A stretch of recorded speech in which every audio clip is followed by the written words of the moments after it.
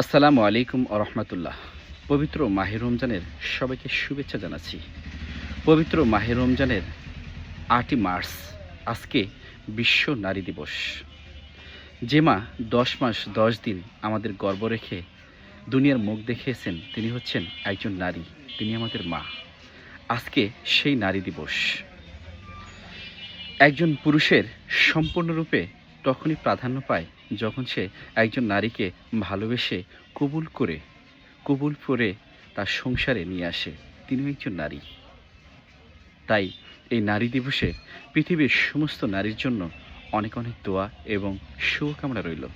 সেই সাথে নারীদেরকে সবাই সম্মান করবেন, শ্রদ্ধা করবেন এবং মায়ের চোখে দেখবেন, কারণ আজ বিশ্ব নারী দিবস।